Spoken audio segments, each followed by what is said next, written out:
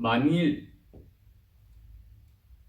그들이 나를 대적하여 행한 자기들의 죄악과 자기 조상들의 죄악을 다 고백하고 또 그들이 나를 반대하여 행하였음과 나도 그들을 반대하여 행하여 그들의 원수들의 땅으로 데려갔음을 고백하면 만일 그때 그들의 할례받지 아니한 마음들이 낮아져서 그들의 죄악의 징벌을 기꺼이 받으면 그때에 내가 야곱과 세운 내 언약을 기억하며 또 이삭과 세운 내 언약과 아브라함과 세운 내 언약도 기억할 것이며 내가 그 땅도 기억하리라.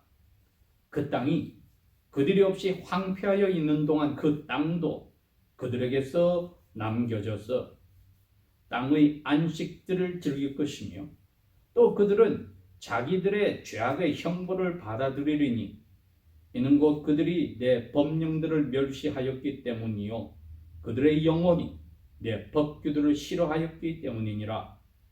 그럼에도 불구하고 그들이 그들의 원수들의 땅에 있게 될 때에 내가 그들과 세운 내 언약을 깨뜨리면서까지 그들을 완전히 멸망시킬 만큼이나 그들을 저버리지 아니하고 그들을 싫어하지는 아니하리니 이는 내가 야훼 그들의 하나님이기 때문이니라.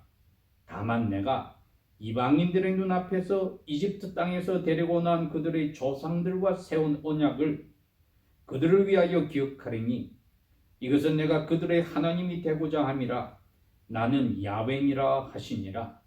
이것들은 야훼께서 시내산에서 모세 손을 통하여 그분 자신과 이스라엘 자손 사이에 세우신 법규들과 법령들과 법들이니라.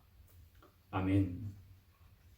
오늘 저희들이 읽은 이 말씀은 구약의 첫 번 5책이 하나님의 종 모세에 의해서 쓰여졌는데 이 말씀이 레위기 26장이 아주 독특한 위치를 차지하고 있습니다.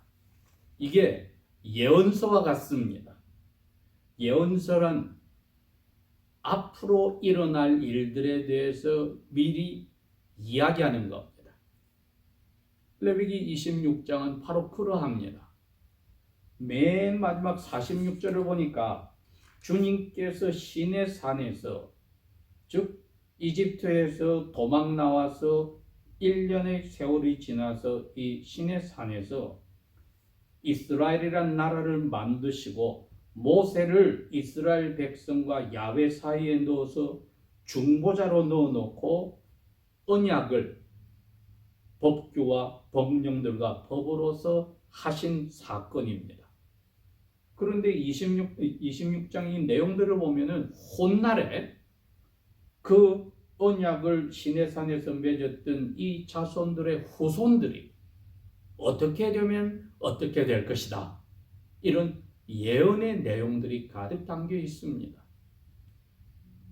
그렇다면은 우리가 확실한 것이 야훼께서는 이 백성을 사랑하시는 것은 확실한데 사랑하시는 만큼 앞날에 이러한 일들이 벌어질 때에 그들을 자비로 품어주시려고 일종의 경고의 이 예언을 주셨구나. 저희들이 그것을 이해를 해야 합니다. 그래서 제목을 제가 그렇게 잡은 겁니다. 겸손한 마음으로 감사하면서 이 언약을 맺으신 하나님이 주신 자비를 맛보아야 한다. 시내산에서 이스라엘의 첫 번 조상들이 모세를 중보인으로 해서 맺었던 이 야훼와의 언약은 그 당시에 중근동 지방의 모든 나라들에서 정복한 왕이 정복을 당한 나라의 신하들과 맺은 언약과 같은 성격을 지녔습니다. 즉 왕은 내가 이러이러한 명령을 하니 그대로 따르면은 너희들 먹을 거 마실 거 다 제공하고 보호하고 지켜주겠다. 이렇게 되어 있습니다. 그것의 정점이 우리 10가지 말씀 속에서도 나는 너희를 애굽 땅 종되었던 집에서 인도하여낸 너의 하나님 야훼다 하고 이렇게 명령을 주니 그 명령을 따르면은 복이 있고 부요함이 있고 번성함이 있고 따르지 못할 때는 이러한 저주들이 이르리라 하고 밝혀주는 내용도 같은 맥락에 있는 겁니다. 특별히 26장이 중요한 것은 우리가 1절에서 보면은 우상을 만들지도 말고 그것을 세워놓지도 말고 돌로서도 세우지도 말고 거기도 절하지도 말아라. 너희는 내가 만들어 놓은 안식의 날들을 지키고 내가 너희 가운데 산다는 거룩한 이 땅을 너희들이 리비어 경외하라. 그랬기 때문에 3절 4절에 가서 나하고 한 약속을 다 지켜주면은 여러분 보십시오. 내가 너희들에게 계절에 따라서 비를 주고 땅이 소산물을 많이 내고 나무들의 열매가 많이 자라고 이런 식으로 해서 저 밑에 14절까지 이러한 복을 주겠다고 약속을 하셨습니다. 그런데 이제 14절에 가서는 그러나 만일 너희가 나에게 귀를 기울여 즉 나의 언약의 명령을 듣지 아니하고 행하지 아니하거나 내 법규들을 마음으로 깔보거나 너희 영혼이 내 말씀을 싫어하면은 그래서 지키지 않으면은 그게 바로 나와의 이 언약을 깨는 것이 되면은 나도 너희들에게 언약의 약속대로 16절부터 여기 39절까지 이러한 언약의 저주를 가져오겠다. 이렇게 말씀하신 겁니다. 그러니 이건 앞으로 일어날 일에 대한 이야기니까 예언의 성격이 강하다는 것이죠. 이스라엘 나라가 야훼와는 무슨 관계인가는 처음 이집트에서 데리고 나왔을 때 시내산으로 와서 야훼께서 일찌감치 이야기해 주었습니다. 3개월도 채 되지 않아서 출애굽기 19장 5절 6절에 가면 내가 독수리 날개에다가 너희들을 딱 안아서 이 광야를 확 날라서 이 산까지 온 것처럼 나는 너희들과 약속을 언약을 맺어서 너희들을 이 세상 모든 민족 가운데 특별한 나의 보물로 삼겠다. 두 번째는 너희들은 나 거룩한 야훼의 백성이 되어서 거룩한 나라가 되겠다. 세 번째는 이 세상 모두가 사탄의 영역에서 우상을 섬기고 살지만 너희들은 이제 나 야훼만을 창조주만을 섬기고 또 창조주의 뜻을 사람들에게 가르치고 사람들의 죄악을 대신하여 회개하는 제사장들의 나라를 만들겠다. 그러기 위해서 내가 너희의 하나님이 되겠다. 이렇게 약속을 하셨습니다. 여러분, 그 관계는 신약 성경에 와서 바뀌질 않았습니다. 우리가 아버지와 아들과 성령의 이름으로 세례를 받았단 말은 우리가 이 세상 모든 민족과 언어와 백성 가운데 하나님의 특별한 보물들이 되는 아들이 되고 딸들이 되는 특권을 가지게 되었고 예수님 덕분에 우리가 죄가 없는 의로운 하나님의 나라의 백성이 되었고 우리가 사람들의 죄를 대신하여 하나님 앞에 가져와 용서해달라고 기도하며 또 하나님에 대하여 가르치는 역할을 하는 제사장들이 된 것입니다. 그러니 언약의 야훼와 그 당시 이스라엘과 후에 올 그 이스라엘 자손들과의 관계나 그리스도의 이름으로 그리스도인이 된 저희들은 그 관계에 있어서는 똑같습니다. 그 관계의 가장 바탕은 무엇이냐? 44절에 야훼께서 이렇게 말했습니다. 그럼에도 불구하고 그들이 즉 나의 언약을 파괴하여서 내가 약속한 그 저주를 주어서 저주를 받아 포로로 잡혀간 그들의 원수들의 땅에 있을 때에, 포로로 그 땅에서 살게 될 때에 내가 그들과 세운 내 언약을 깨뜨리면서까지 그들을 완전히 멸망시킬 만큼이나 그들을 저버리지 아니하고 그들을 싫어하진 아니하리니 이는 내가 야훼 그들의 하나님이기 때문이라. 여러분, 죄지어서 무서워서 숨었던 아담과 그의 아내를 찾아온 것은 야훼 하나님이었습니다. 배반당하고 상처받은 야훼께서 찾아왔습니다. 이것이야말로 자비가 넘쳐나는 하나님입니다. 히브리 원어의 이 단어가, 자비란 단어가 단수가 아니라 복수로 되어 있습니다. 이건 무한하게 측량할 수 없으니까 복수로 써놓았습니다. 그래서 자비가 무한하신 야훼께서 앞으로 이러한 자기의 언약을 깨뜨릴 이스라엘의 후손들을 어떻게 하실 것이냐. 언약을 깨뜨렸으니까 야훼하고 만들어 놓은 그 언약의 조건을 깨뜨렸으니까 거기에 따르는 볼이라고 하는 약속을 주는데 이들이 다 포로로 갑니다. 그렇지만 포로로 가서 완전히 그 나라에서 노예로 살다가 민족이 없어지게 하지는 않겠다는 겁니다. 왜? 약속을 깬 것은 그들이었지 야훼가 아니었거든요. 이게 무슨 말이냐? 야훼가 한번 언약을 맺으면 그 언약은 영원히 갑니다. 그런데 언약의 파트너가 되는 이스라엘 민족이 포로로 가서 완전히 멸망해버리면 어떻게 됩니까? 언약의 쓸모가 없어집니다. 파트너가 사라집니다. 지금 그 이야기 하신 거예요. 야훼께서. 내가 내 언약을 깨뜨리면서까지 너희들을 싹 없애릴 생각은 없어. 내 언약은 그대로 있어야 돼. 내가 화가 나서라도 너희들을 다 죽여버리면 내 언약을 지킬 백성이 없어지면 내 언약이 깨뜨린 것과 같아 쓸모가 없어져. 그러니 나는 자비로서 언약을 시작한 야훼를 지키기 위해서 그 원수의 땅에서 포로들이 다 사라지지 않고 조금 남아있게 하는 자비를 베풀겠다는 겁니다.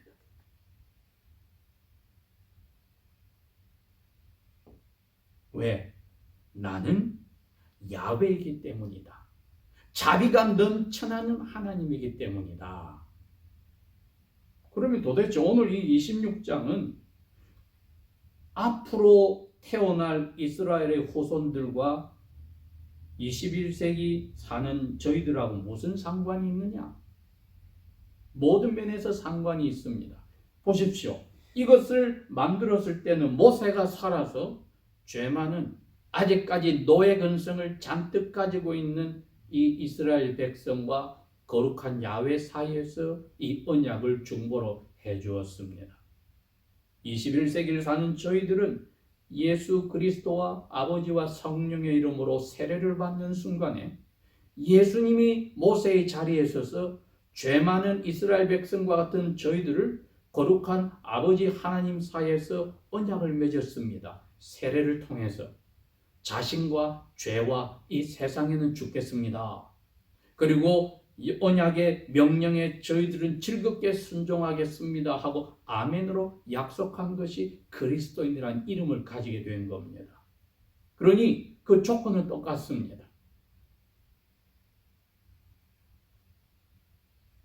당연히 40절은 우리에게 희망을 넣어주는 겁니다.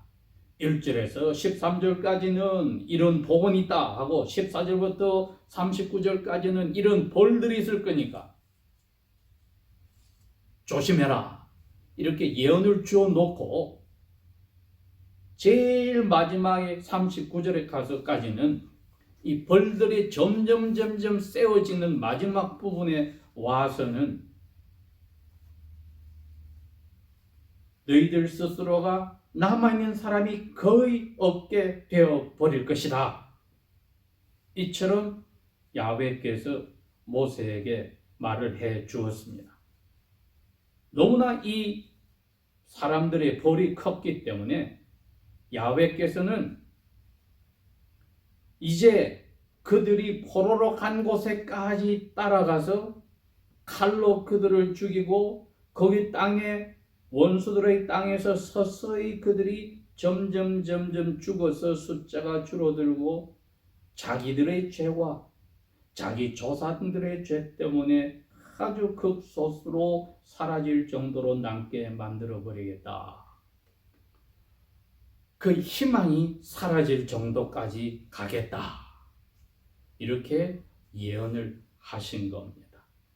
이렇게 강하게 예언을 하셔도 어찌하여 사람들이 이것을 가볍게 생각했을까? 왜 그랬을까? 이유는 1절에서 13절에 있는 겁니다. 젖과 꿀이 흐르는 땅, 자기들이 짓지어다는 집도 자기들 것이 되고 자기들이 만들어 놓지 않은 과수원이 자기 것이 되고 자기들이 만들어 놓지 않은 포도원이 자기 것이 돼서 눈앞에서 가나안의 7 족속들을 몰아내서 이스라엘 백성에게 선물을 주어서 땅이 농사가 잘 되고 계절마다 하나님이 이른 비와 늦은 비를 주시고 모든 게 잘 되게 하니까 자기들이 뭐가 있어서 이처럼 부자가 되었다고 착각하게 된 겁니다. 그래서 자기들이 쫓아내었던 가나안의 7 족속들이 섬기는 신들이 무엇인지 궁금해하고 가서 구경하고 서로 교류를 하더니 그 신들을 섬겨서 야훼의 화를 불러일으키는 우상숭배 죄로 들어가 빠져버린 것입니다. 어떻게 하여 그 땅이 농토가 비옥하고 모든 것이 잘 되고 가축이나 자녀들도 번성하여졌다면 더 야훼께 감사하고 겸손해야 될 텐데 어찌하여서 이들이 야훼의 힘으로 쫓아낸 별 볼 일 없는 그 족속들 가나안 족속들을 찾아가서 그들의 것을 보고 그들의 신을 받아서 섞어서 야훼의 화를 불러일으키는 자리에 갔을까? 이것은 타락한 사람의 본성입니다. 차라리 어려울 때에 야훼께 부르짖지 모든 것이 편할 때 입에서 나오는 감사가 마음에서 우러나는 감사가 아닐 수가 있는 것입니다. 거기다가 다른 사람이 야훼 외에 다른 신들을 섬기는 것을 처음엔 호기심으로 갔다가 나중엔 그것을 자기들에게도 받아들이는 어리석은 자리로까지 타락하게 되어버리니 이것이야말로 야훼 주신 복을 가장 가치 없는 것으로 써버린 것이 된 것입니다. 야훼는 14절에서 39절까지 이러한 일이 다가올 것이니까 그 일이 다가왔을 때 내가 너희들에게 줄 벌들은 무엇이냐? 갈수록 점점 더 심해지는 벌이니 첫 번째는 병이 들고 전염병이 시작되어서 너희들의 삶이 그냥 서서히 병 때문에 사라져버리게 만들겠다.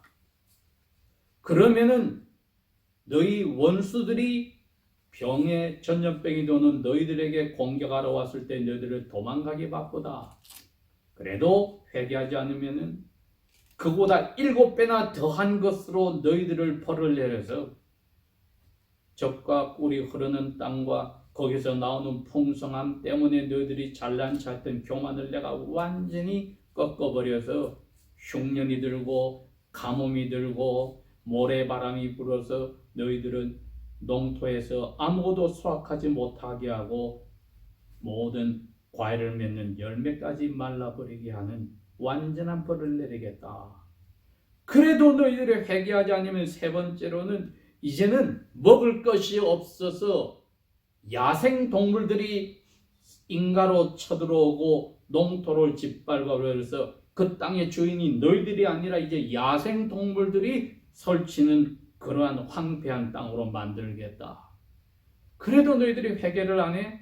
그렇다면 마지막으로는 전쟁을 일으키며 너희들이 적군이 쳐들어올 때 겁이 나서 성문으로 도망가서 성곽 안에 다 갇혀서 들판에 있는 모든 성읍의 사람들이 성으로 도망왔을 때 그때를 기다려서 난 성 안에서 너희들에게 다시 전염병을 확산을 시켜서 다 죽여버리는 일까지 내가 할 것이다. 거기 남은 사람은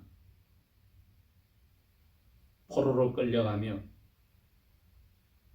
그 다음에 먹을 것이 없어서 마지막으로는 자기 자녀들을 죽여서 먹는 자리로까지 가게 될 것이니 너희들은 포로의 땅으로 얼마 끌려간 나머지들은 가장 비겁한 그러한 겁쟁이들로 남아있게 되고 떨어지는 나무 잎사귀 하나 소리에도 벌벌 떠는 자리로 갈 것이다. 33절에 그렇게 밝혀준 겁니다. 그러니 내가 너희들의 쫓아내서 포로의 땅으로 보냈을 때 쫓아가서 칼로 자꾸 너희들 죽여갈 거야 내가. 33절에 그렇게 해서 너무나 무섭게 이야기를 합니다. 그래서 너희들이 아유 이 땅이 못 살겠어 하고 고향으로 돌아가자 하고 돌아갈 사람들이 못생기게 내가 겁을 주어서 많이 죽여버릴 거야.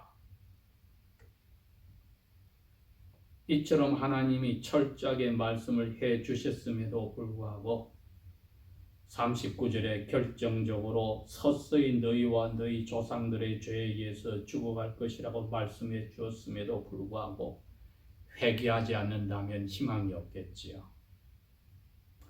오늘날 미국 땅을 생각해 봅니다. 중국 땅에서 시작되었지만 미국 땅이 1774년도에 하나님 앞에서 나라를 세워지기 30년 전에 어떤 일이 있었습니까? 미국의 450년의 역사 중에 1930년과 40년에 두 번의 종교 개혁 부흥이 있었습니다. 조나탄 엘드월즈 목사님을 통하여서 두 번의 종교 개혁 부흥이 있었고 그 후에 한 세대가 지나지 않아서 미국의 나라가 세워져서 하나님의 말씀에 따라 이 나라가 세워지고 헌법이 만들어졌는데 오늘날 보십시오 여러분. 우리가 어떠한 하나님께서 내리신 징벌의 채찍을 나라 전체가 전 세계와 고통을 가지며 나누고 있습니까? 전염병이 도는 것이 사탄의 역사가 아니라 하나님께서 자기 자녀들을 생각해서 주신 것이라고 생각할 때에 하나님이 자기를 생각하셔서 우리를 하나님의 아들, 딸로 만들어 제사장의 나라로 만들었다고 생각한다면 저희들이 할 일이 너무나도 무겁습니다. 40절에서 이제 그 이야기를 합니다. 포로된 자들이 남아서 나를 대적하고 행한 자기들의 죄와 자기가 기억도 못하는 조상들의 죄까지도 그 어려운 포로의 자리에서 다 털어내놓고 고백하고 나를 반대하고 행하고 내가 그들을 반대하여 행하여 그들의 원수들의 땅으로 데려갔다는 것이 하나님은 공의를 베풀어서 우리를 포로로 보냈다고 인정하고 고백하면 그러한 겸손이 있어서 내가 너희들을 포로로 보낸 것이 당연한 벌이라는 것을 기꺼이 받으면 41절 그때야 내가 너희들의 그 회개를 받아들여서 제일 너희들과 가까운 야곱과 그 아버지 이삭과 저 멀리 아브라함 할아버지까지와 내가 맺었던 언약을 기억하여서 내가 이 땅도 이제 기억해 주겠다. 너희들이 포로로 가 있는 동안 이 땅은 나의 언약에 따라서 7년마다 쉬어야 되는데 쉬지 못하던 이 땅이 이제 쉬고 있을 거야. 그리고 너희들이 포로의 땅에서 회개하여서 낮아져서 우리는 당연히 이 징계를 받아야 합니다. 우리와 우리 조상들의 죄 때문에 이 징계를 받아야 합니다고 고백을 하고 당연히 불평 불만 없이 그 포로의 생활을 하나님 앞에 감사히 견딘다면은 그동안에 너희 본토 땅을 쉬게 하고 나서 이제 너희들을 내가 다시 불러줄 것이니 내가 이렇게 시작할 거야. 제일 중요한 구절 44절입니다. 내가 너희들을 죄에 따라서 그대로 벌을 내서 제일 마지막까지 왔지만은 이제 얼마 남지 않은 숫자가 포로 생활에 남아있지만 그럼에도 불구하고 너희들이 철저하게 나를 미워하고 내 명령을 어기고 살았다 할지라도 그럼에도 불구하고 나는 내 언약을 지키기 위해서 파트너 되는 소수의 너희들을 내가 살려놓을 거야. 그래서 그들은 나를 주 야훼로 다시 인정하고 돌아오게 할 거야. 그러면 너희들은 다시 한번 나를 이 모든 민족 가운데서 야훼로 인정하는 제사장의 나라로 회복될 거야. 우리 그리스도인들이 바로 그 제사장의 나라입니다. 18세기 미국 땅은 전 세계 그 당시 유럽 국가들에게 City on a Hill, 산에 세운 산성이라고, 새로운 예루살렘이라고 평가를 받았습니다. 200년이 지나서 오늘날 보십시오. 전염병이 횡행해도 우리 교회들이 제사장의 역할을 하지 않고 저희들이 자유를 주시고 평화를 주셨음에도 스스로 모여서 예배할 수 없는 규제를 만들어낸 것을 볼 때에 이게 얼마나 수치스러운 일입니까? 사람들이 야훼의 성전으로 가자고 나에게 말했을 때 내가 너무 기뻤다. 포로 생활에서 그들이 강가에서 자기를 사로잡은 사람들의 명령에 따라서 슬픈 노래를 불렀지만 야훼의 성소에서 노래를 부를 때가 굉장히 그리웠다는 그 자리로 지금 21세기를 사는 4월 26일 우리 미국 땅의 모든 그리스도인들이 당하고 있는 고통입니다.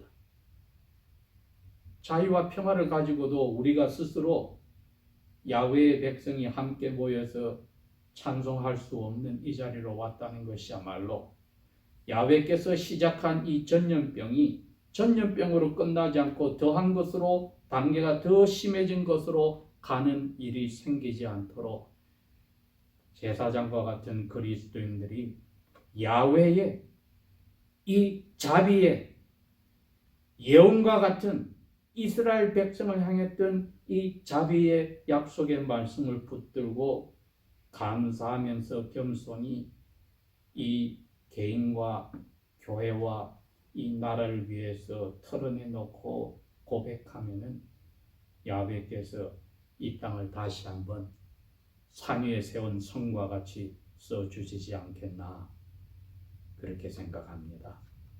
겸손히 감사하는 마음으로 언약의 하나님 야훼께서 오늘도 베풀어 주시는 자비를 맛보자. 어떻게 확신을 가지고 제사장들과 같이 그리스도의 이름으로 이들의 죄를 안고 회개하여 언약의 야훼께서 자비가 빛나게 하자. 기도하겠습니다. 심판보다도 더 크신 야훼의 자비를 나타내시며 죄가 많은 곳에 은혜가 더 넘치게 하시는 야훼의 자비를 오늘도 생각합니다.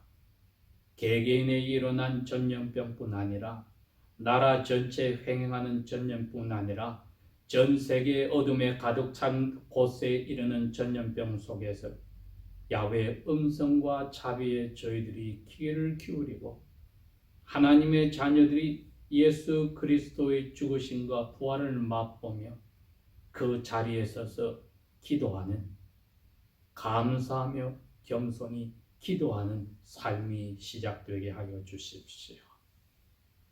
야훼 보내신 사인에 하나님의 자녀들이 제사장으로 화답하여 야훼의 자비가 이 세상을, 미국 땅을 가득 채우게 이끌어 주십시오. 예수님 이름으로 감사 기도합니다. 아멘.